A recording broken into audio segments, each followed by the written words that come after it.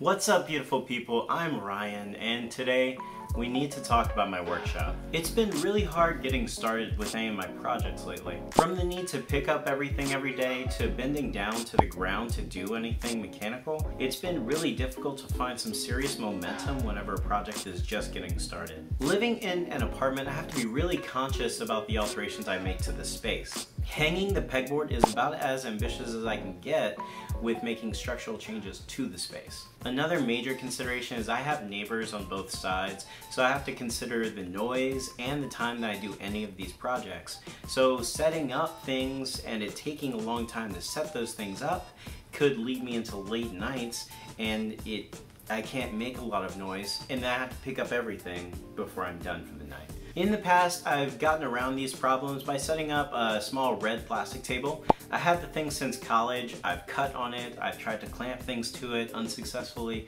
but it's just not enough girth and it's not rigid enough to be able to handle any serious modifications to either it or a piece that I'm working on at the time. This has been my upstairs, downstairs solution to not having anywhere to clamp things or hold devices whenever I'm working on projects. So it's not been very good, I guess is the kicker there. So that's pretty much the problem. Looking at it more and more, I figured putting together a real shop table would likely solve about all of these problems. So I started with a little bit of research. I wanted to know what it would cost just to buy what I was looking for online. And the prices were kind of ranging from, hey, it'll cost $75, but you have to either come and get it or it's ridiculous shipping costs, down to like $15,000 for the best thing in the entire world that might solve world hunger. Or give us a vaccine, that'd be dope too. I found some rough dimensions to kind of narrow the search a little bit more, and it seemed like a $200 to $300 solution if I was going for the ultra basic before any shipping costs. So I started to think, what would it take to make that table?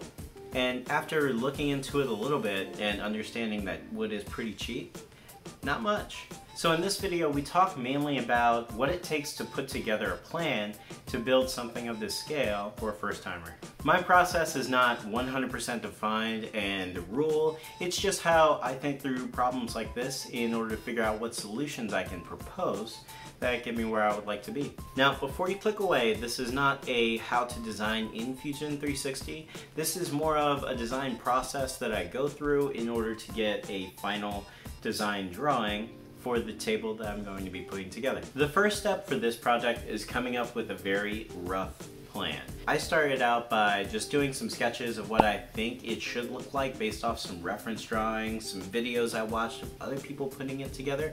You can check the link in the description for the examples that I found. Once I have a rough idea of how I want everything to fit, I take those 2D sketches and I translate them into a 3D model. For this purpose, I'm going to use Fusion 360. I would still say I'm still newer to Fusion 360 as a tool. For this drawing's purpose, everything is going to be 2x4s and plywood. Basic rectangular structures is all that's actually needed to put this table together. So Fusion 360 is still a newer program to me.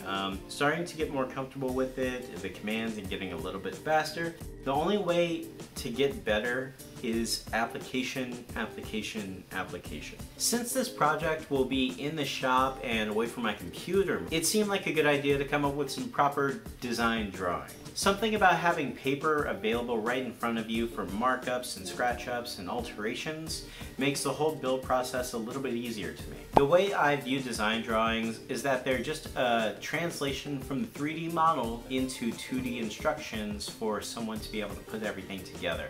So sometimes it's instructions that are ridiculously detailed, like major IKEA furniture, and sometimes it's ultra basic, just measurements. In this case, it's going to be ultra basic, just measurements, as well as some exploded views, which is where you can see how materials fit together. Since it was very simple materials, it was easy to figure out how much is actually necessary to buy before stepping into Lowe's. So I put together this really simple Excel file. It just does a quick calculation that shows how each of the individual parts is going to fit inside of a 2x4 that's just a standard 8-foot length. This allowed me to figure out how many 2x4s are necessary in order to build the drawing, and making sure I have as little extra material left as physically possible. The main purpose behind making the workshop table myself is to get the cost as low as we can. So the first step in making sure this is going to be cost effective is figuring out what the raw materials are and making sure that those raw materials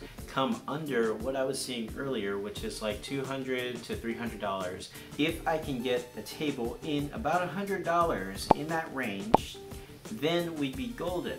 So one thing that was just a design note that I did a little bit back and forth on is once I found that I would need 13 boards for the very first dimensions, which was one full 8-foot by 4-foot sheet of plywood, I figured I don't really need that much surface area to work with. Reduce the size to get a couple less 2x4s and change up the dimensions a little bit, tweak them somewhat so that more of these legs and braces can fit inside a single 2x4. So by lowering the dimensions and making it a little bit more ergonomic of a table, I was able to come down from 13 2x4s necessary to just 10 2x4s necessary.